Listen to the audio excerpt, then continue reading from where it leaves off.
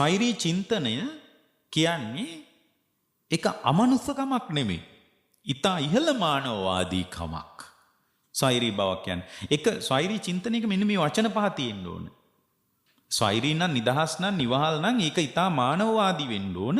ඒ මානවවාදීකමට මේ වචන පහ ඇති එකක් තමයි ඥානෙ තියෙන්න ඕන. ඥානෙ හැම වෙලාවකම බලන්න ඕන ඇත්තටම මේ ලෝකේ රිද්මය මොකක්ද කියලා. මේ ලෝකයට අදාළ රිද්මයක් තියෙනවා. මේ ස්වභාව ධර්මයේ මේ හුලං හමන්නේ එක රිද්මයකට. මේ ඉර පායන්නේ රිද්මයකට. වතුර ගලන්නේ එක රිද්මයකට. මේ ඇඟ වැඩ කරන්නේ එක රිද්මයකට. එකම රිද්මයක් තියෙන. ඒ තමයි ඉපදීම බිඳීම.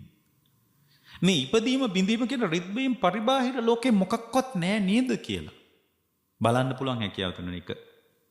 දෙක තමයි පින්වත්නි මේ මොහොතේ මට මාව පරිස්සම් වෙන විදියට වැඩ කරන්න කතා කරන්න හිතන්න පතන්න පුළුවන් හැකියාව. ඒකට අපි කියන්නේ සතිය කියලා. එක ඥානය දෙක සතිය. තුන්වෙනි එක තමයි පින්වත්නි මේ මොහොතට ප්‍රතිචාර දක්වනකොට ඊටා කටුක විදියට අපිට අරමුණු හම්බ වෙන්න පුළුවන්. අපි කැමති විදියටම අපිට අරමුණු හම්බ වෙනවා නෙවෙයි. අපිට අකමැති විදියට අරමුණු හම්බ වෙන්න පුළුවන්. අන්න ඒ වාට අපිත් අමිහිරි විදියට ප්‍රතිචාර නොදක්වා පොඩ්ඩක් අඩිය පස්සට ගන්න පුළුවන් හැකියාව. එහෙන් අමිහිරි නම් මෙහෙත් අමිහිරිමයි ප්‍රතිචාර දක්වන්න ඕන කියලා. ඇසට ඇසක් වගේ නිකන් කතා කරේ. දතට දතක් වගේ, ජීවිතයට ජීවිතයක් වගේ එහෙම එකක් අපේ නැහැ. අමිහිරි කටුක අත්දැකීම් පරාසයක් අපිට මුණ දෙන්න වෙන්න පුළුවන්. බාහිර ලෝකේ. ඒ අමිහිරි කටුක අත්දැකීම් පරාසය ඉස්සර තමන්ට එහෙන් අඩියක් තියෙනකොට මෙහෙනුත් අඩියක් තියන තුන් අඩිය පස්සට ගන්න පුළුවන් හැකියාව. එක්තරා උපසමයකින් මේ මොහොතට එකතු වෙන්න පුළුවන් හැකියාව. ඒක 3. 4 වෙනි එක. මේ අත්දකින්න ආලෝකයේ පදනම් කරගෙන ඇලීම් ගැටීම් වලින් තොරව සිත මැදහත්ව තියාගන්නවා. මිහිරි අත්දැකීම අමිහිරි අත්දැකීම වල ලෝකයේ අත්දැකීම් දෙකයි තියෙන්නේ. ඒ මිහිරි අමිහිරි අත්දැකීම් දෙකම ඉස්සරහා මැදහත් සිතින් වාසය කරනවා.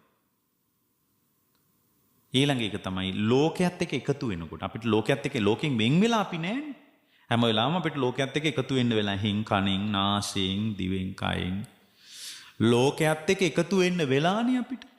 ඒ ලෝකයේත් එක්ක එකතු වෙනකොට පින්නත් ලෝකයේත් එක්ක අපි එකතු වෙනකොට අපි හරි පරිස්සමක් තියාගන්නවා. මොකද්ද පරිස්සම? ලෝකයේත් එක්ක එකතු වෙනකොට පින්වත්නි පුදුමාකාරයක උපසමයකින් ලෝකයට එකතු වෙනවා. අපිට ඒ උපසමයක් නැති වුණාට පස්සේ අපි අත්දකින්න ඔස්සේ දිගට දිගට හිතන්න ගන්නවා. දිගට දිගට කල්පනා කරා. කිසිමක් ගැන දිගට දිගට හිතන්න එපා. ඒ දිගට දිගට හිතුවම මේ මොහොත මගේ හැරෙනවා. ඒ හිතන්න අවශ්‍ය වෙලා නෙමේ මොහොත. හැම මොහොතක්ම අලුත් කරගන්න පින්වත්නි. ඉක්ම ගිය අතීතය අනුව පශ්චාත්තාප නොවි නූපන් අනාගතය අනුව අපේක්ෂා දල්ව ගන්නෙත් නැතුව මේ මොහොත හොඳම අවකාශය විදියට හිතන්න. එතකොට හැයට හැමදාම සෞභාග්‍ය සම්පන්න මොහොතක් උදා වෙනවා. හැමදාමත් සෞභාග්‍ය සම්පන්න අවකාශයක් උදා වෙනවා. හැමදාමත් සෞභාග්‍ය සම්පන්න හෝරාවක් උදා වෙනවා. හැමදාමත් අලුත් මේ සොඳුරු රාත්‍රියක් යාට උදා වෙනවා. හඳ පෑවුවත් එකයි නැතත් එකයි. එයාට හැමදාමත් සොඳුරු රාත්‍රියක් උදා වෙනවා. ඒ හැමදාමත් හොඳ රාත්‍රියකට එළඹෙන්න දෙවන්නේක් ඕනේ නැහැ. ඒ අර ඉක්ම ගිය අතීතය අනුව සිත නොපවතමින් නූපන් අනාගතයක ඉපදිච්ච නැති එකක්. ඒ නූපන් අනාගතය අනුවත් සිත පවත්වන්න නැතුව දරන උත්සාහය ඇතුලේ තමයි සෞභාග්‍ය සම්පන්න අවකාශයකට එකතු වෙන එක තමයි ස්වෛරී භාවයේ අපේ අත්දැකීම් පරාසය. ස්වාධීන වීමේ අත්දැකීම් පරාසය. එතකොට මේ ස්වාධීන වෙන කෙනා හැම වෙලාවකම එයා තුළ මතුවෙන්න ඕන දෙයක් තියෙනවා දර්ශනය. ස්වාධීනත්වයට අදාළ දර්ශනය. ස්වාධීනත්වයට අදාළ විදිහට එයාට දකින්න පුළුවන් වෙන එක. ස්වාධීනත්වයට අදාළ විදිහට එයා තුළ ඇති වෙන සංයමය. ස්වාධීනත්වයට අදාළ වන විදිහට එයා තුළ එයාගේ ප්‍රධාන අවශ්‍යතා පරිහරණය කිරීම 3. පළවෙනි එක මොකද්ද? ස්වාධීනත්වයට අදාළ විදිහට ලෝකේ දකින්න පටන් ගන්න ඕනේ. ඒකට තමයි දර්ශනීය පහළ වීම කියන්නේ. අතිබික්ක ව්‍යාසවා දස්සනා පහතබ්බන් කියලා ධර්මියක යොදන්නේ.